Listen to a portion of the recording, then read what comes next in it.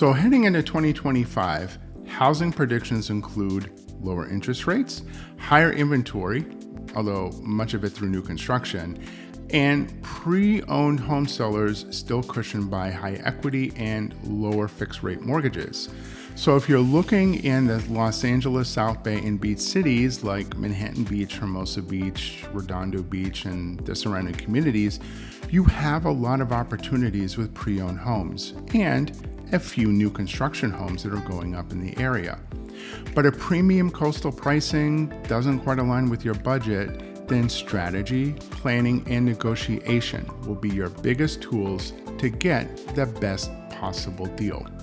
So now your approach is going to be different depending on whether the home is pre-owned versus new construction, but your core tools will always be the same.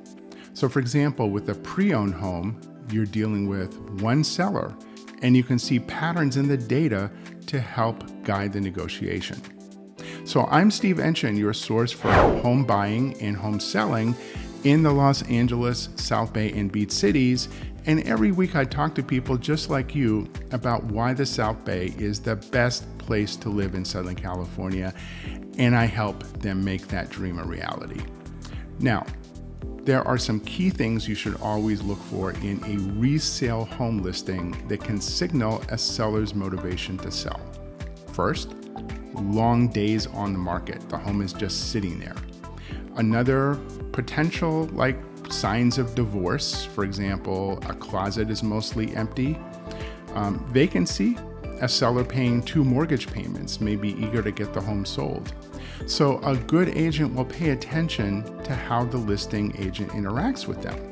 So for example, a listing agent who responds quickly and shows a lot of flexibility can be a sign of a motivated seller. The listing description itself can also provide clues. You may see phrases like seller concessions available, seller is motivated. So your agents should also be analyzing the history of price changes to see if they represent a real opportunity. So for example, if a home started out overpriced, but is now aligned with the market value, you need to look deeper to assess whether it's worth making an offer.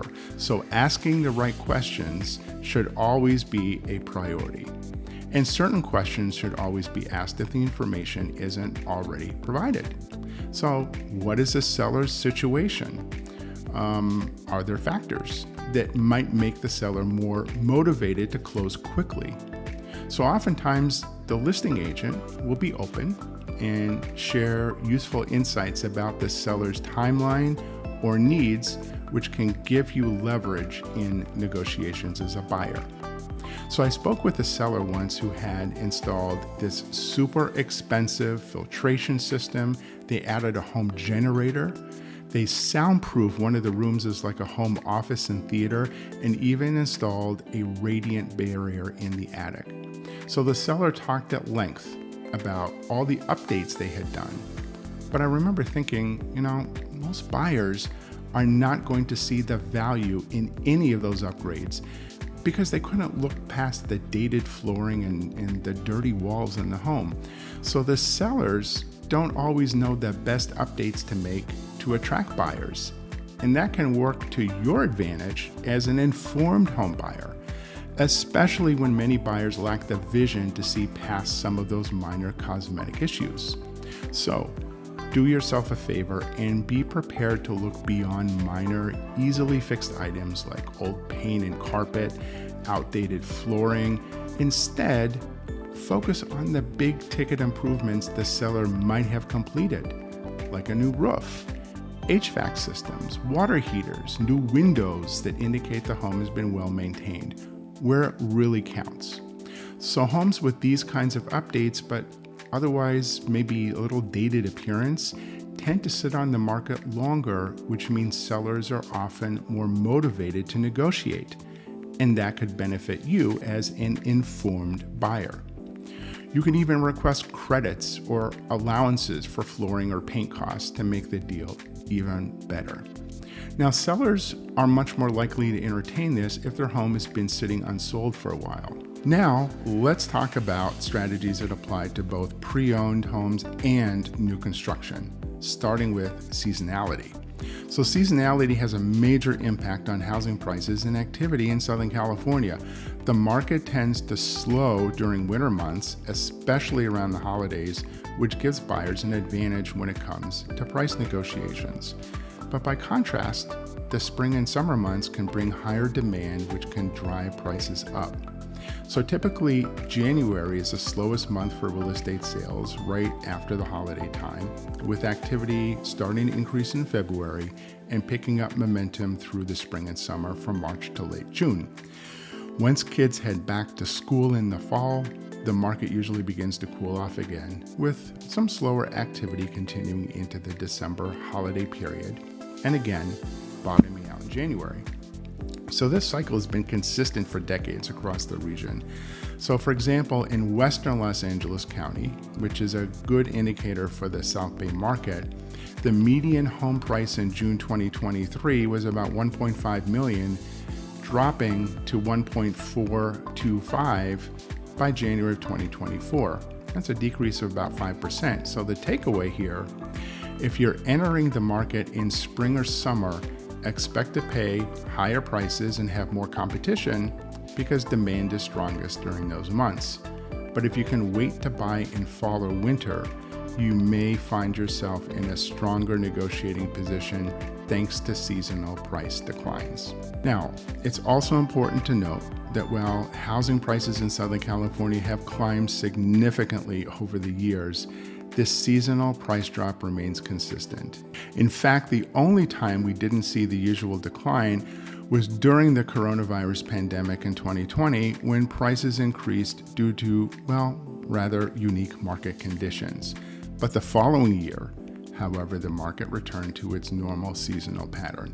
So whether you're looking at pre-owned homes or new construction, entering the market during the cooler months can give you a real advantage when it comes to affordability and negotiating the best possible deal. So we've talked about strategies for pre-owned homes and strategies that apply to both pre-owned and new construction, but let's talk about some that specifically work with new construction. Because new construction homes present a different scenario, but with that, they also present some different opportunities. Builders are selling multiple homes within a single community and often hundreds across various communities, although here in the South Bay, we just have a few new construction communities scattered around. But builders a lot of times will have substantial financial resources. There are times that they may be more vulnerable to market fluctuations, especially if they have a lot more homes sitting that they need to sell. So identifying those weaknesses can seriously benefit you as a new home buyer. The South Bay still has some great opportunities right now for new construction homes. And unlike individual home sellers, the builders don't tend to follow the same patterns and they don't release sales data, which can make research difficult.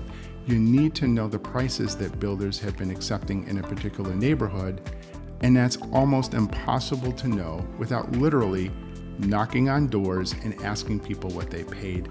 I highly recommend you do not do that. So for example, within a community, one sales representative may work for a financially stable builder, and they're instructed to sell only at or above list price.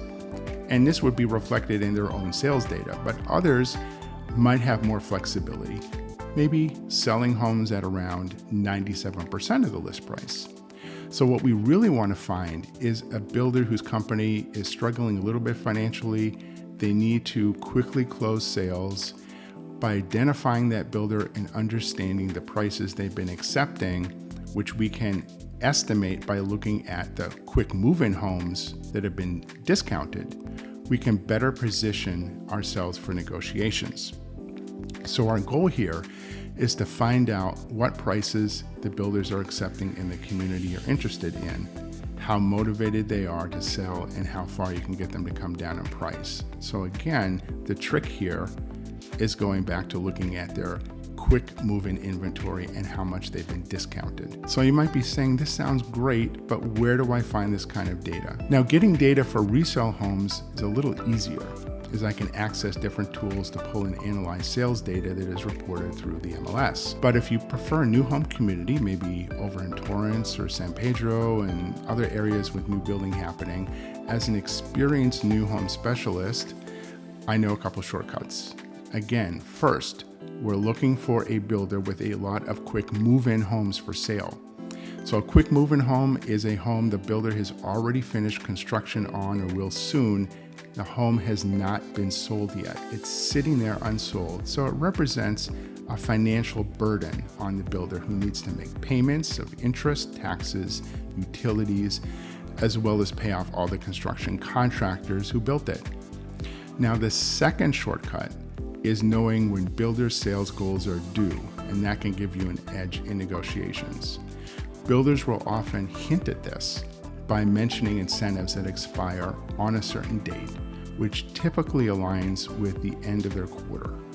So keep in mind that each builder has its own fiscal calendar, and some may work with monthly rather than quarterly incentives. So we'll need to ask or let me inquire on your behalf. The key here is to time your home search near the end of their quota period to catch sales reps eager to meet their sales quota goals. So this timing can be a powerful bargaining tool, especially when we're combining quick move-in homes with a quota. And using these two approaches will often yield the best deal, especially when you're working with an experienced new home expert who knows how to negotiate with home builders. You really need to get a knowledgeable third party to negotiate for you. And I know this sounds a little bit self-serving, but it's true. I've already mentioned why this is important when it comes to data gathering, but that's not the only reason why hiring a good realtor can make a huge difference in the kind of deal you get on a home. When you walk into a model home or an open house on your own, you have to remember that a good sales consultant or listing agent is observing everything about you. If your body language gives away that you love the home, that's going to hurt your negotiating power. And you're probably not going to get the same level of respect that a realtor would. You might hear things from a home builder like, hey, we've already sold dozens of homes, so there's no reason to offer incentives or discount the price. But a new construction expert realtor can counter that by pointing out that those homes were actually sold under the original list price because they were quick move-ins with a discount, or there are a dozen quick move-in homes sitting unsold. So having access to that kind of data is key to negotiating effectively, and realtors are the ones who have it. Now, a listing agent at an open house may paint a completely different picture of the market and of that home to incentivize you to buy it while often hiding its shortcomings and issues. The more the listing agent knows about you, the less bargaining power you have. Now, here's a big one we need to talk about. Don't reveal your budget to the new home sales consultant or a listing agent. A listing agent should never know your budget, your motivation, your timeline, or anything else about you. And that's why a buyer's agent is so important.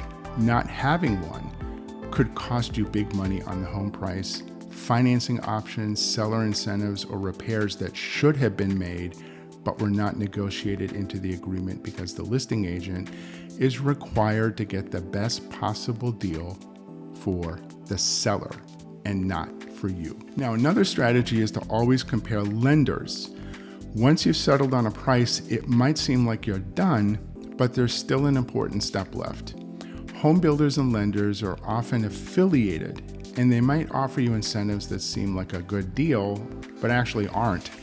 So pay close attention to those numbers to make sure a discount is really a discount, especially the APR. If you see a big gap between the actual interest rate and the APR, that is proof the lender is loading that loan with junk fees. Now, it may be that you're flexible with where you buy a home, with your focus more on, say, getting the best deal. But lucky for you, we've done some of the homework for you. So whether you're exploring new homes around the South Bay or looking for deals on pre-owned homes in the beach cities, it all comes down to strategy, negotiation, and timing. So I hope you found this video helpful, and please remember to comment below with your questions and thoughts. My contact information is up on the screen, so please, you have questions. I talk to folks just like you all the time, answering questions about moving to the South Bay and the South Bay real estate market and what's going on. So please don't hesitate. Call me, send me a text message, send me an email. I love to talk about the market here in the South Bay and living in the South Bay. And also, if you like the video, please like and subscribe, where you can stay up to date with real estate market trends, community information, and home tours in the Los Angeles, South Bay, and beach cities. So thank you for watching. I will see you on the next video.